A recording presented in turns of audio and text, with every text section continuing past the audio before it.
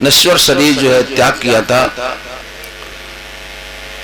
और खुशी इस बात की भी है कि उन्होंने अपने एक तपस्वी जीवन में एक त्याग, एक सत्य ज्ञान के प्रकाश से कितने कितने दीपों को जो है प्रज्वलित किया है, सत्य का ज्ञान दिया, सत्य का मार्ग दिया। बंधुओं, इस जीव का जो है मानव देह प्राप्त करना एक बहुत बड़ी भगवत कृपा ही है, प्राप्त होता है, क्योंकि मानव जीवन तो दुर्लभ है, लेकिन एक संत की कृपा के बिना वो अपना यथेष्ट और शुभ नहीं प्राप्त कर सकता है। जीव को जब संत का जो है एक साथ मिलता है, तब वो अपने इस मानव जीवन का जो है सदुपयोग करता है और इस जीवन का जो एक अर्थ है उसको प्राप्त करता है। क्योंकि बिना संत की कृपा के उसको सत्य का बोध नहीं होता। और सत्संग के बिना देखिए मानव जीवन की महिमा जो गुणगान किया हुआ है, ये देह का नहीं है बल्कि एक विवेक का। मानव जीवन को प्राप्त करके यदि हमारे को सत्य असत्य का देखे और नश्वरता का, अमरता का और असली नकली सुख का जो है बोध नहीं हो पाए तो व्यर्थ हो जाता है। तो ये विवेक जो है ये प्राप्त होता है सत्संग से, और सत्संग देखिए संतों की कृपा से ही सुलभ होता है। आज का देखिए ये सौभाग्यशाली दिन जो है, देखिए महापुरुषों का जन्म हो या निर्वाण दिवस हो, कुछ भी हो, इन सब का देखिए आशय एक ही होता है कि सत्य का बोध जो है जीव को कैसे हो। सत्य है क्या, पहले इसको समझें हम कि जो कुछ भी हमारी जानकारी में आ रहा है, तुम्हारी बुद्धि में, तुम्हारे मन में, चित्त में, बुद्ध में, लिखाई से, पढ़ाई से, अन्य किसी जानकारी से, तो ये सब जो है इसको झूठा ही बताया हुआ, असार बताया हुआ। ये सब तब्दीली में है, तबद्दुल में रहता है आलम हर घड़ी। ये संसार परिवर्तनशील है, सब कुछ बदल रहा है, हर क्षण बदल रहा है। आप अपनी देह को देखें, शरीर को देखें, बचपन में हम कैसे थे और जैसे जैसे उम्र जो है हमारी बढ़ती चली गई, शरीर बदलता है, इसका भी हमारे को बोध नहीं हो पा रहा है कब कैसे क्या हो गया है। तो इस शरीर को जो है इसका पता नहीं लगता। हमारे को आज जानकारी है कि मैं बचपन में कैसा था, जवानी में कैसा था, अब हमारा शरीर कैसा हो गया। तो इस बदलाव को जो देखने वाला है वो नहीं बदल रहा है। जो इस शरीर में रहने वाला है, एक चेतन पुरुष है, वो ही करके चला जाता है। और कोई तो है बहुत गरीबी में, दीनहीन दशा में जीवन गुजारता है, लेकिन यदि अपने इस जीवन का जो यथेष्ट और शुभ नहीं प्राप्त कर सका, तो वो चाहे बादशाहत हो, वो सब व्यर्थ ही है। हमारे जीवन का मतलब ही केवल इतनी है, और ये मतलब केवल देखिए आपका ही नहीं, जितने भी धर्म है सबका सार यही है। और देखिए धर्म है क्या, ये जितने भी हिंदू, मुस्लिम, सिख, ईसाई, जैन, पारसी, ये समुदाय हैं, संप्रदाय हैं, ये धर्म नहीं है। धर्म न दूसर सत्य समाना। धर्म है आपको निजी स्वरूप का बोध। अयम तो परमो धर्मा यति योगेन आत्म दर्शना।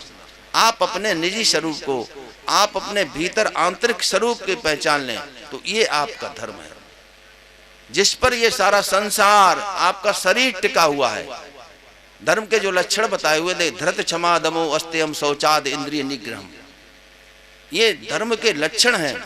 धर्म देखिए धुरी है जिस पर ये सारा संसार ब्रह्मांड टिका हुआ।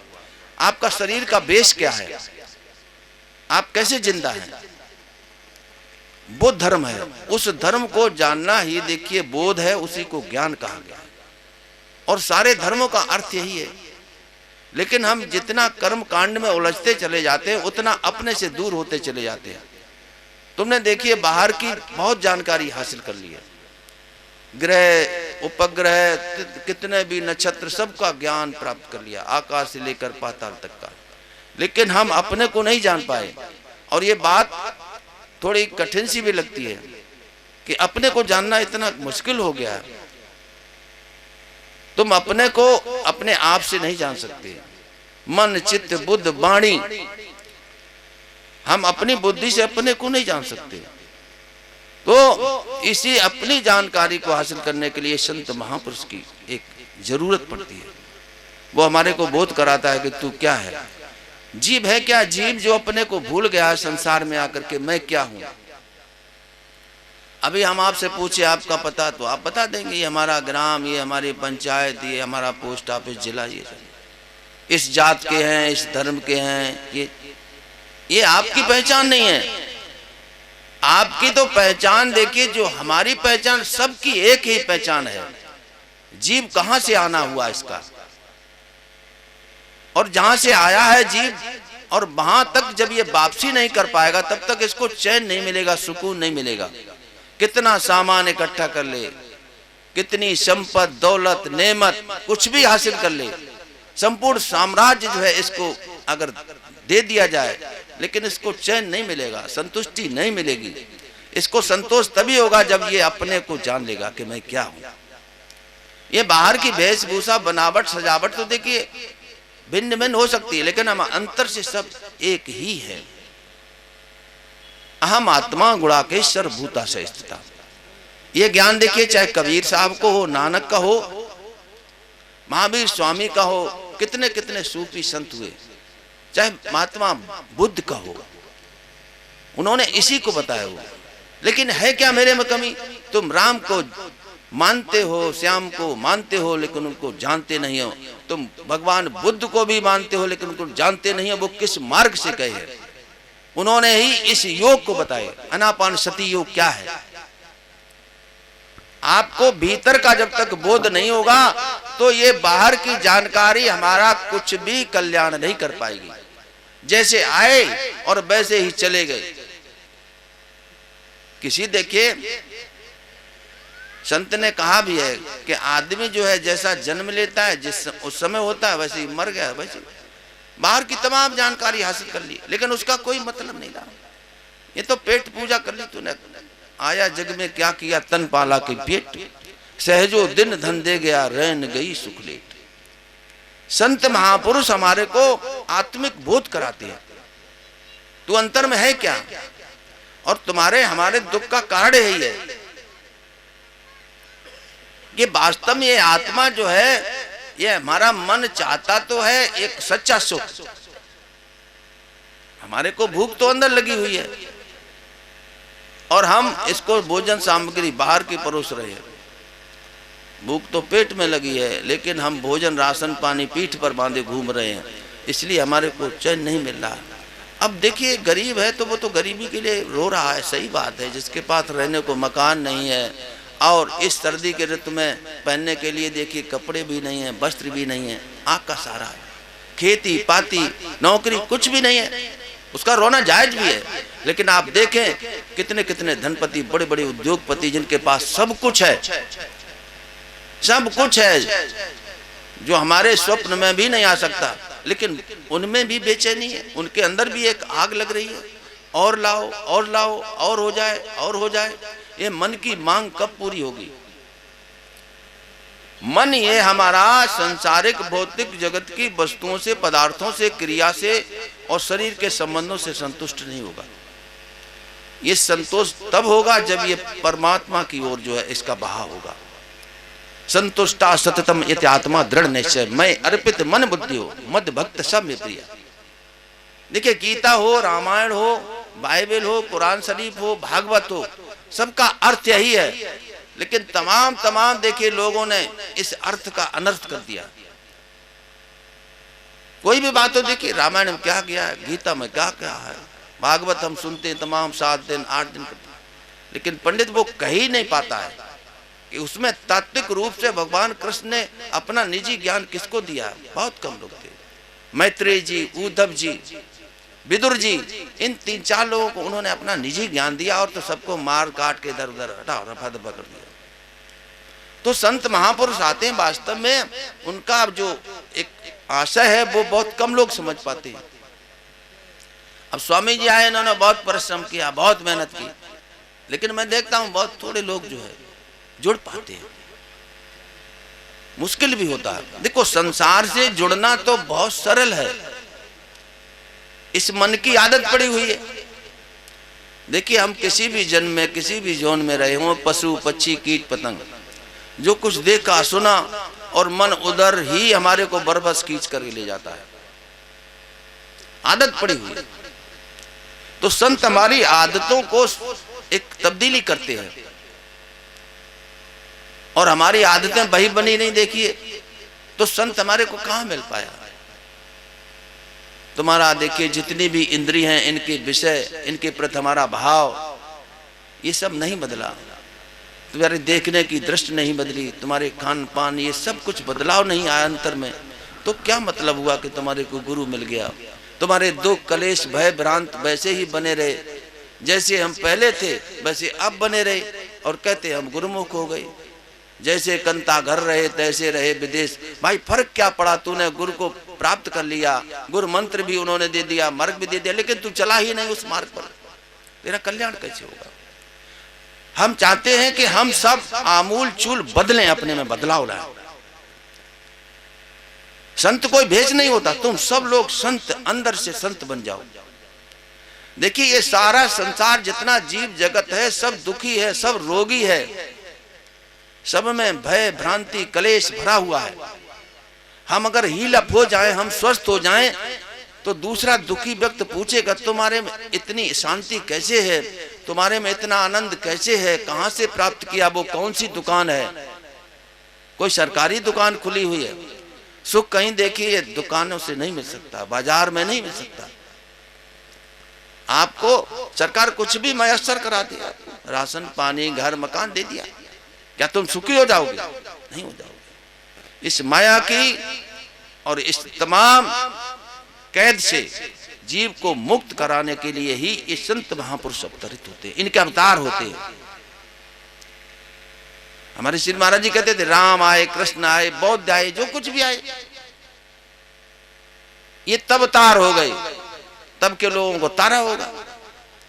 अब जो तुम्हारे को तारे, अब तुम्हारा जो तारनहार बने, तुम्हारी इस जो है जीवन नौका को जो पार लगा दे भवसागर के से, वही तो अवतार है। हमारे को देखिए दुखी हम अभी हैं, तो हमारे को जो एक पूर्णता सुख प्रदान कर दे। होता क्या है, हम अमल नहीं कर पाते हैं। ये देखिए सत्य सनातन मार्ग है, इस मार्ग से इतर कोई भी मार्ग नहीं है। आपका धर्म हिंदू धर्म नहीं है, सनातन धर्म है। परमात्मा सनातन है, जिसका कोई और छोर नहीं है। न परमात्मा कभी पैदा होता है न कभी मरता है। ये महापुरुष हैं, ये आते रहे हैं जाते रहे। तो उस सत्य का बोध कराने के लिए ही ये सब महापुरुष अवतरित हुए। स्वामी जी ने कितने कितने भजन लिखे, क्या क्या लिखा। सत्य क्या है तुमको पता नहीं है। सत्य तुम्हारे अंदर छुपा हुआ एक परमात्मा का अविनाशी बीज है, और बीज को तुमने पत्थर पर रख दिया तो वो अंकुरित नहीं होगा, फलित नहीं होगा, पुष्पित नहीं होगा। उसको जो है जल वायु और जो कुछ भी अनुकूलता देनी पड़ेगी। तो ये सत्संग रूपी जल और ये तमाम तरह के एक जो कुछ भी आवश्यक सामग्री ये संत महापुरुष उसको देते हैं। जीव देखिए जिसने अपना आकर के इस जीवन को प्राप्त करके कल्याण नहीं कर पाया तो वो जीवन व्यर्थ हो गया। आज हम देखें देखिए कितनी तरह से जो है हमारा समाज पूरा संसार ही दुखी दुखी है क्या? सत्य का बोध नहीं हो पा रहा, सत्य का आभास नहीं हो पा रहा कि मैं क्या हूं। तुमने अपने को किसी जात में, किसी पंथ में, किसी धर्म में, हम फलानी जात के हैं, हम ठाकुर हैं, ब्राह्मण हैं, बनिया फलाना फलाना क्या क्या इतना इतना कटिंग कर दी, इतना बांट दिया है कि बटोरने में नहीं आ रहा। संत बहुत कोशिश करते हैं, तुम्हारी ये जात नहीं है, तुम परमात्मा की जात हो। ईश्वर अंश जीव अविनाशी, चेतन अमल सहज सुखराशि। ये गीता कहती है मम एव अंशो जीव लोके जीव भूता सनातना। हे अर्जुन, जीव जे मेरा ही अंश है। तो अंश अंशी की तरफ दौड़ता है। कोई भी जल की बूंद पड़ी हो तो वो जब तक समंदर में समाहित नहीं हो जाती तो उसको सुख नहीं मिलता। इसी तरह से ये जीव का जो अंशी है परमात्मा, उसकी तरफ जब तक ये पलायन नहीं करेगा इसको सुख नहीं मिलेगा। सारा संसार की सामग्री बटोर करके एक आदमी के नाम रजिस्ट्री कर दी जाए तो मेरा विचार है वो पागल तो हो सकता है, लेकिन ये नहीं कहेगा। देखिए कितना सिकंदर ने क्या किया, दुनिया को जीतने निकला था, संत मिल गया रास्ते में कि सिकंदर तू जब तक अपने को नहीं जीतेगा तो ये तू कभी जीत भी नहीं पाएगा। और माना कि तूने इस संसार को जीत लिया, विश्व विजेता बन गया, फिर तेरे अंदर में एक चाहत और पैदा होगी कि कोई दूसरी दुनिया और बने, उसको भी मैं जीत लूं। तो जीत करके भी तू हार जाएगा। सिकंदर जब तू जीत करके आना तो मेरे से थोड़ा मिल लेना। सिकंदर पहुंच भी नहीं पाया अपने वापसी मुकाम तक, हार गया। सब लोग हार करके जाते हैं, इस संसार में जीत करके केवल संत जाता है जो अपने को जान लेता है, अपने को पहचान लेता है। इस पंच भौतिक शरीर में रहने वाला है कौन? कौन है तू, कहां से आया? तू है कौन, कहां से आया, कहां है निज घर तेरा, कहे कारण तू भरमत डोले, तन तज कहां बसेरा। जितने भी संत हुए, जितने भी फकीर हो, सबका एक ही मत है क्या? अब तुमने ऐसे तमाम लोगों को भगवान मान लिया और सत्य को पहचाना नहीं, अपने को नहीं पहचाना, तो तब तक हमारा ये जीवन जो है इसी तरह से दुखी रहेगा, बेचैनी रहेगी, ये मन फड़फड़ाता रहेगा। जीवन देखिए हमारा रोज बरोज कम हो रहा है।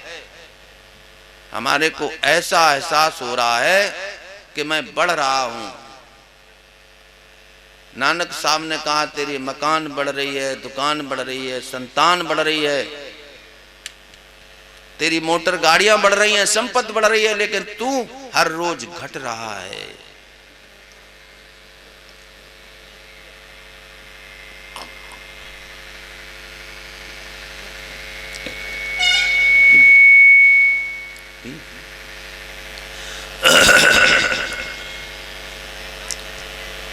हम लोग समझ रहे कि मैं जी रहा हूं, हम लोग रोजाना मर रहे हैं, क्योंकि हमारा सबका टाइम एक निश्चित है, मुकम्मल है। उससे एक सांस भी हम ज्यादा नहीं ले सकते, चाहे कितने ऑक्सीजन सिलेंडर लगा दें। आप समझ रहे बात? अभी देखिए 2-3 वर्ष पहले कैसा बीमारी आई, अब फिर आ रहा, बता रहे। लेकिन हम पता नहीं इस झूठी दुनिया पर कितना विश्वास करके, यकीन करके बैठ गए हैं। लगता है मैंने तो बीमा करा लिया है, मैं 100 वर्ष से ज्यादा जीऊंगा। और तू भी जी भी लेगा, अगर तू 100-200 वर्ष भी जी ले तो तू हासिल क्या कर लेगा? हमारे गुरु महाराज जी कहते थे तू बेटा 10-20 साल और जी ले भाई, तो तू क्या करेगा? 10-5 बोरा ये गेहूं है, इनकी खाद बना करके चला जाए, क्या करेगा? जब तक तुमने अपने जीवन का मकसद नहीं हासिल कर पाया, ये प्रभु की महती कृपा व्यर्थ हो गई।